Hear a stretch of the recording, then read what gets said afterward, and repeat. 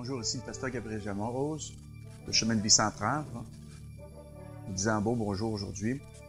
Et je veux vous mettre en place certains petits clips de vidéos comme celui-ci, spécifiquement parce que je sens une urgence récemment de partager ces choses, parce qu'on est dans un moment critique dans notre histoire en tant qu'Église, en tant que chrétien, à se resensibiliser de notre environnement.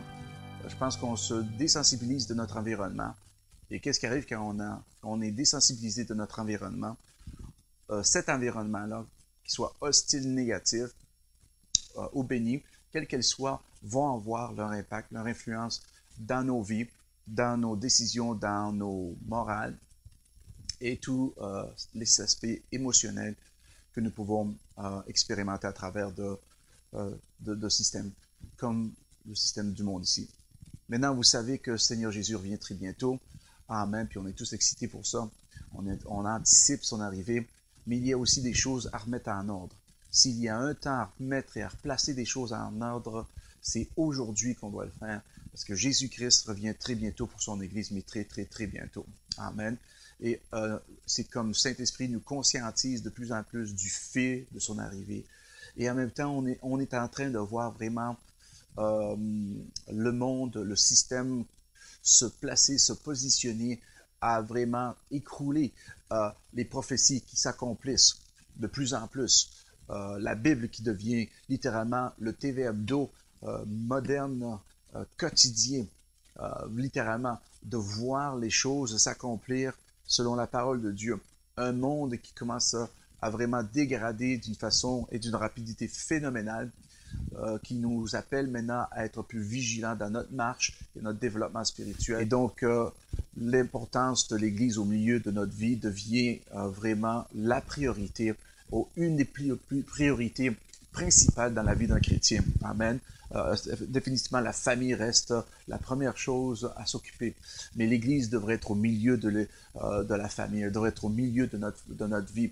On ne devrait pas se passer de l'Église. Puis quand je parle de l'Église, je parle de l'Église locale. Et donc, c'est bon de regarder des prédications sur vidéo. C'est une bonne chose de regarder sur l'Internet. C'est des bonnes choses. C'est des choses qui sont nécessaires pour votre développement spirituel, pour la continuité de votre croissance. Et c'est bon pour les personnes qui sont vraiment à longue distance d'une église locale, d'une assemblée locale. C'est bon pour ces personnes, on va dire, s'ils sont très loin, trop loin pour se déplacer, ou s'ils ne peuvent pas se déplacer à cause d'une maladie ou d'un handicap. Ils ne peuvent pas se déplacer pour quelques raisons. Et donc ce recours et cette ressource est évidemment apprécié.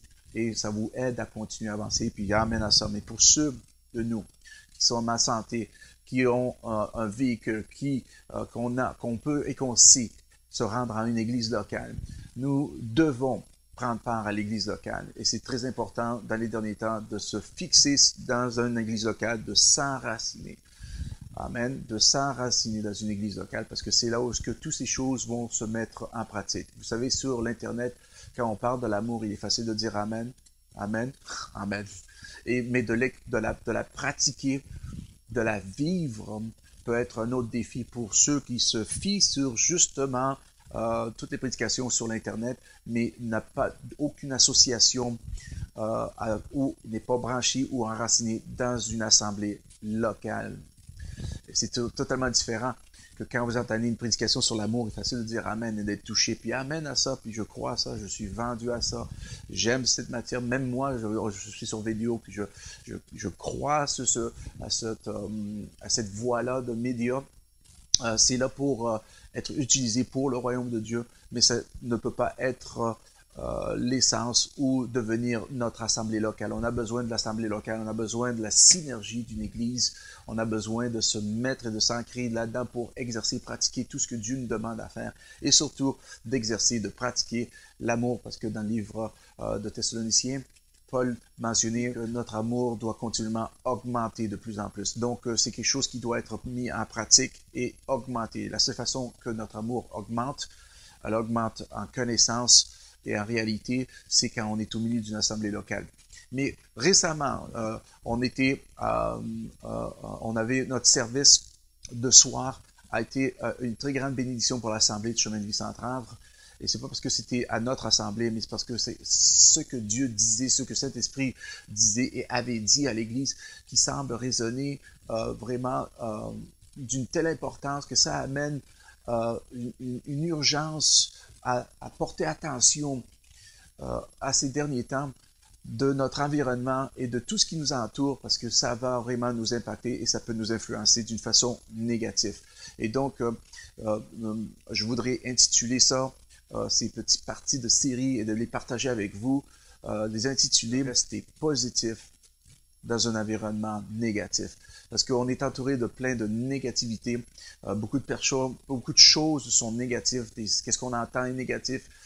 Qu'est-ce qu'on lit dans les journaux sont négatifs. Qu'est-ce qu'on voit sur Internet est toujours négatif. Et maintenant, le média qui a vraiment déchaîné, s'est déchaîné, est totalement déchaîné, en voulant dire qu'il nous amène tout maintenant dans notre salon, dans notre télévision, et nous expose de toutes ces choses horrifiques, diaboliques, qui est maintenant sur votre télévision, dans les journaux, sur l'Internet. Il y a des choses qu'on voit sur le journal, dans les journaux, dans les magazines, qu'on considérait, peut-être il y a même pas 50 ans de ça, peut-être une trentaine d'années, on considérait les choses qu'on voit dans les journaux comme la pornographie.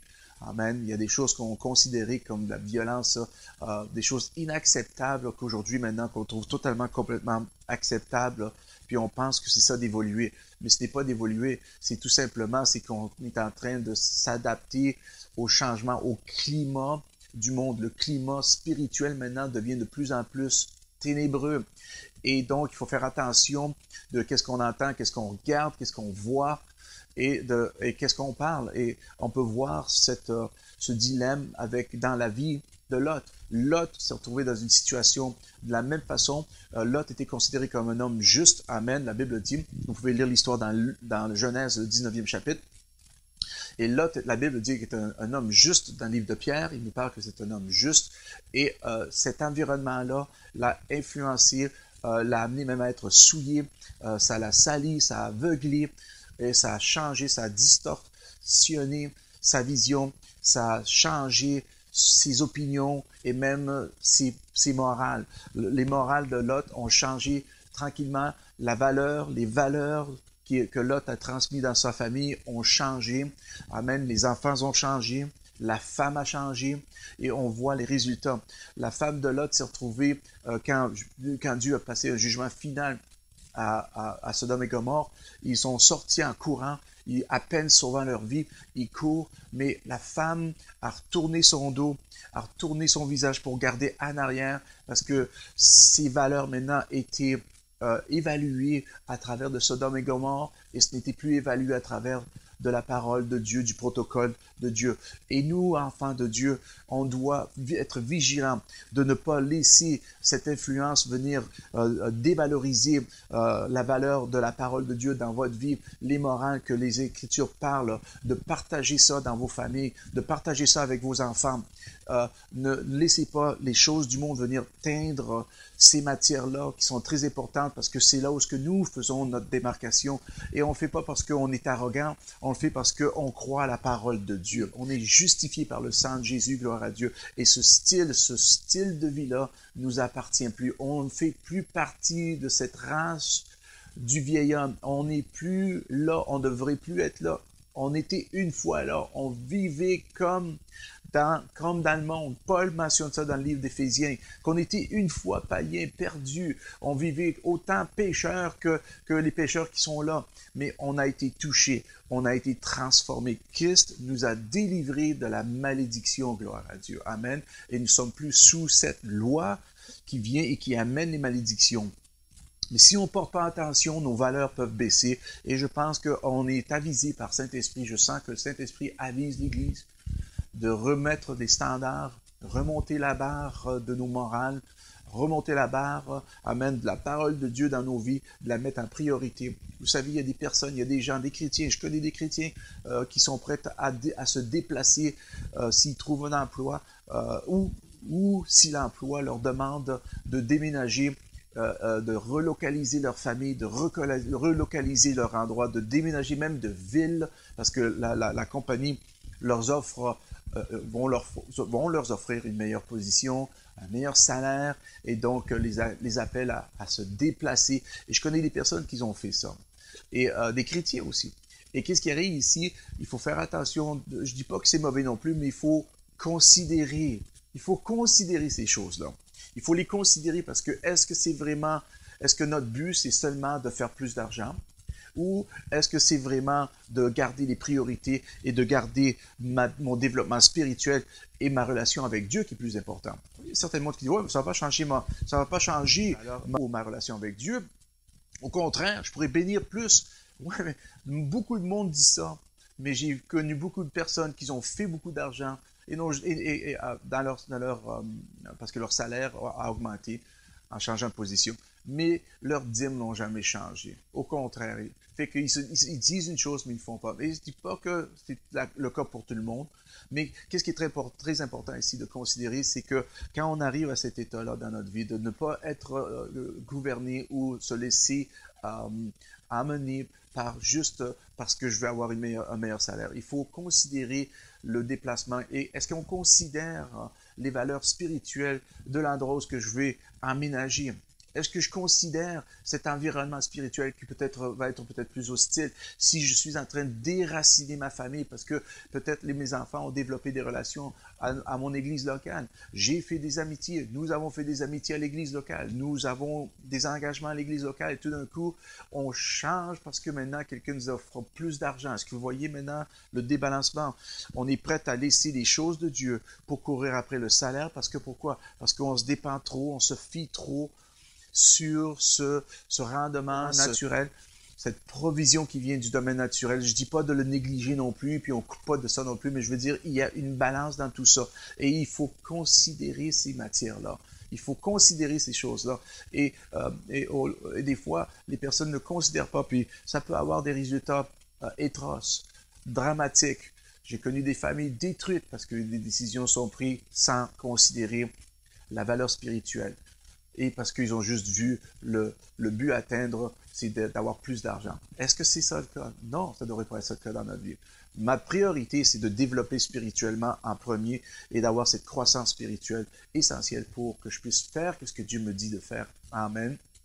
Et donc, c'est des choses à prendre, à être attentif. Et je pense que le Saint-Esprit est en train de nous alerter concernant ces choses-là et on doit être vigilant concernant ces changements-là. Mais Lot, regardons un verset. Était un homme juste, la Bible dit. Allons voir 2 Pierre, verset 2. 2 Pierre 2.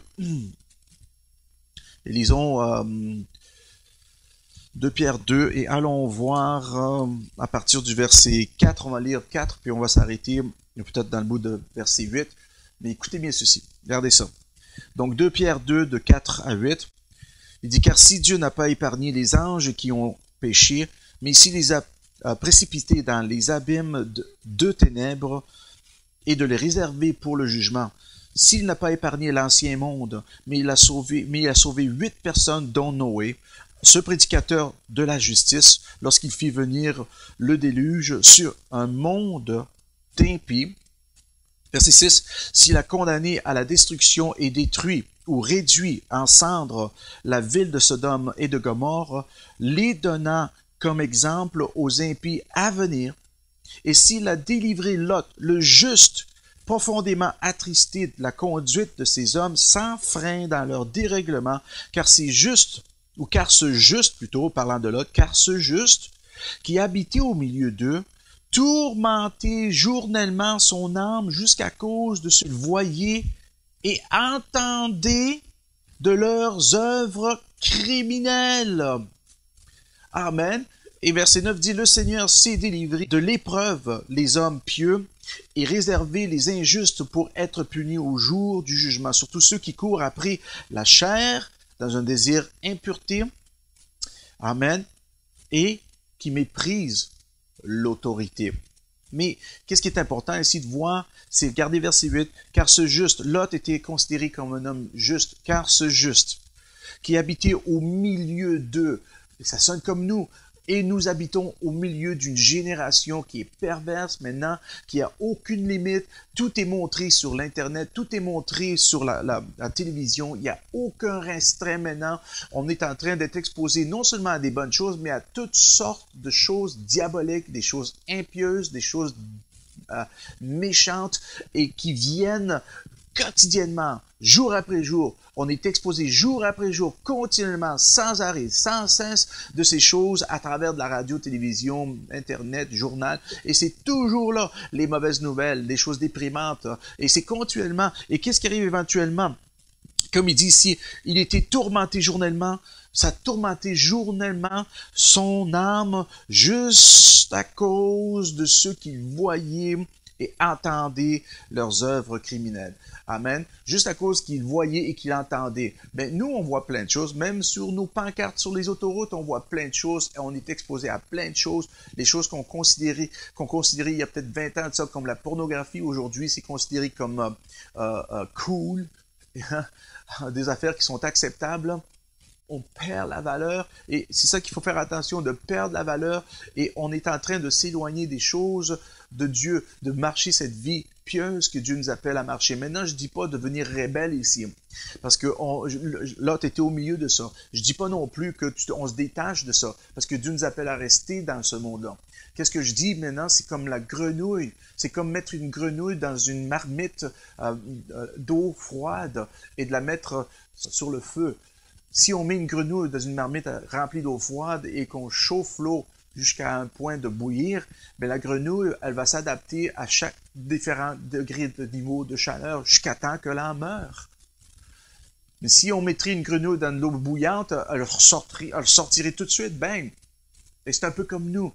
On est là, on est au milieu d'une génération perverse qui est en train maintenant d'ouvrir et qui a ouvert je pourrais me servir de ce terme-là, le robinet dans le média et qui a maintenant plus de frein. Et c'est ça qu'ils disent ici.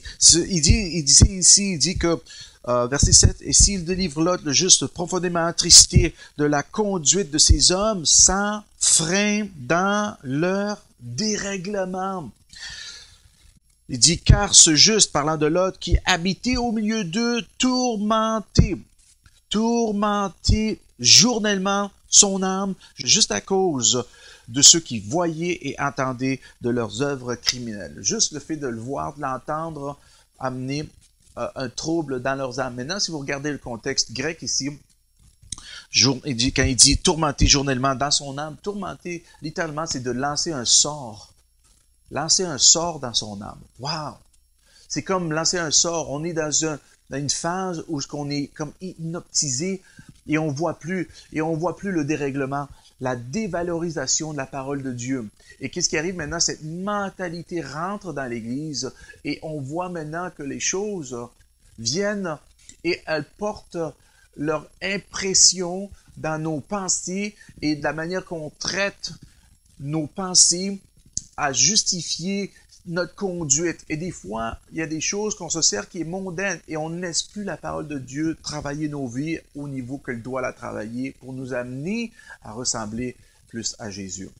Puis on pense que des fois, l'environnement ne nous atteint pas, on fait attention. Je dis pas que c'est pas ça le cas. Et amen si vous portez attention à ces choses-là, parce que c'est très nécessaire, très important de porter attention et de ne pas laisser ces choses. Tout ce que j'essaie de vous dire, c'est qu'il faut être vigilant de cet environnement-là qui est présent et nous devons ressortir d'un système et de ne pas se laisser influencer. Des fois, j'entends des personnes qui partagent des choses qu'ils ont lues dans un journal, dans l'Internet, à propos d'une dame qui s'est fait tuer, décapiter, puis tout d'un coup, ils sont tous perturbés, tous troublés. Les chrétiens, je parle là. Les chrétiens sont troublés et ils se valorisent ou ils se voient dans cette situation-là. Est-ce que vous voyez maintenant la manière que ça peut teindre? Pourquoi? Parce qu'on est tellement dedans, on est au milieu de ça et on attend continuellement et éventuellement, des fois, ça rentre dans notre âme et ça se loge là. Et tout d'un coup, ça s'exprime à travers d'une émotion et c'est à travers d'une crainte. Tout d'un coup, on peut se voir de cette manière. Mais si ça aurait pu être moi, ça. Et vous voyez déjà le déplacement dans nos pensées. Nos pensées sont teintes par les choses qu'on a entendues. Comme ici, il a dit, les choses qu'il a vues et les choses qu'il entendait l'ont troublé. Jour après jour, il a été tourmenté dans son âme. Alors, vous voyez, c'était à travers son âme Et qu'est-ce qui arrive souvent? Nous, on est trop encore alimentés à travers de nos cinq sensoriels et qu'on est en train de regrouper toutes ces informations à travers notre âme et qu'on retire nos informations et on retire une instruction et une expérience à travers de nos cinq sensoriels et qu'on ne peut pas se fier, on ne peut pas se fier. Il faut le faire dans l'esprit.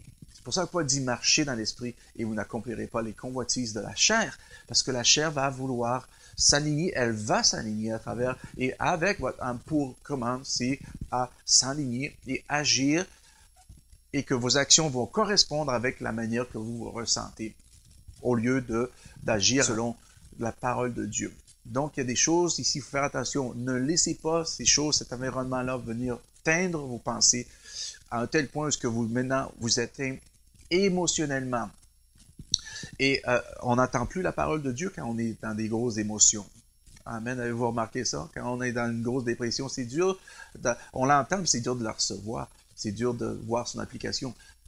Il peut avoir l'onction la plus puissante, la plus tangible, la plus palpable dans l'assemblée. Et le monde peut être touché, tombé, rempli de Saint-Esprit. Amen. Vraiment avoir cet impact. Mais pour la personne qui vit les inquiétudes dans leur âme, déprimés, vont être au milieu de cette assemblée-là et percevoir une goutte de transformation dans leur vie parce qu'ils sont dans cet état émotif dans leur vie qui leur empêche de recevoir dans le domaine spirituel. Et c'est comme Saint-Esprit parle à l'Église et nous avise de pas et d'éviter de rentrer à se fier et à être nourri, à être branché, amen, à recevoir. Qu'est-ce qu'on reçoit? Toutes ces informations à travers nos cinq sensoriels. On les a, que vous voyez ou que vous ne voulez pas. On les reçoit. C'est à nous à les gérer. C'est à nous à considérer ces entrées dans nos vies à travers nos cinq sensoriels. Il faut être vigilant. C'est ça d'être alerte spirituellement. Et c'est ça qui va nous aider à bien juger, à bien prendre des décisions pour ne pas se laisser infecter par d'autres choses, par soit la déception ou par la dépression ou par l'offense ou n'importe quelle autre arme que le diable peut venir maintenant s'infiltrer à travers de ces émotions-là qui peut venir dans nos vies et venir nous tirer d'un côté qui va se retrouver à être contraire ou contradictoire de la parole de Dieu. Il faut rester vigilant. Regardez 1 Corinthiens 15, verset 33. Et c'est très important de garder ça en considération. Et je vais arrêter là pour maintenant, mais pour vous laisser avec ce verset-là. Puis on va continuer à plonger dans cette dimension-là. 1 Corinthiens 15, verset 33. Je pense que c'est très important d'être alerte. Peuple de Dieu, il est important d'être alerte et de voir qu'il est grand temps qu'on porte attention à cet environnement-là et tout ce qu'on a reçu de nos cinq sensoriels, de refiltrer ces choses-là, appliquer la sagesse divine de Dieu, parce qu'on est, amen, cette nouvelle créature. Amen. C'est cette nature divine qu'on a maintenant qui doit prendre le dessus et non encore se laisser gouverner, maîtriser, manipuler, manigancer par les émotions fortes qui viennent, qui ne sont pas de Dieu ou qui sont exagérées ou trop amplifiées dans notre vie et qui nous éloignent des promesses de Dieu et nous font agir charnellement. Et charnel, la définition d'être charnel, c'est quoi? Charnel, c'est une mentalité qui s'oppose à la parole de Dieu. C'est une mentalité qui contredit la parole de Dieu. Être charnel, c'est une mentalité qui s'oppose à la parole de Dieu. C'est quand la parole de Dieu dit lâche, être charnel, c'est dire je vais me revenger. Quand la parole de Dieu dit aime, amen, l'homme charnel va dire lui va payer le prix. Ça ne passera pas. Est-ce que vous voyez le contraire? Charnel, c'est une mentalité qui s'oppose à la parole de Dieu. Quand vous recevez une instruction de Dieu et que tout d'un coup, vous commencez à négocier ou raisonner avec la parole de Dieu, mais je ne sais pas, là, ouais. Ça, c'est une mentalité charnelle. Elle s'oppose à la parole de Dieu. Regardez, 1 Corinthiens 15, 33 est très important que vous soyez bien situés dans votre vie. Ne vous y trompez pas. Les mauvaises compagnies corrompent les bonnes mœurs ou les bonnes habitudes, une autre version dit. Les bonnes habitudes qu'on a obtenues venant de la parole de Dieu, la Bible dit, ne vous y trompez pas. Il dit, les mauvaises compagnies corrompent. L'environnement peut corrompre, peut amener la corruption, peut corrompre, amen, nos habitudes, notre comportement. Ici, il dit nos mœurs ici, les bonnes mœurs. Il faut faire attention, il faut être vigilant. Il faut être vigilant. On va en revenir à l'histoire de Lot parce qu'il y a beaucoup de choses ici à aller extracter. Et je pense que c'est vraiment un reflet de notre temps moderne. Et c'est important de les saisir. Et donc, nous allons observer ça un peu plus en détail pour les prochaines vidéos. Mais d'ici à ce temps-là, le pasteur Gabriel Janos de Chemin de Vie Centrale vous dit que la joie du Seigneur soit votre force. Amen.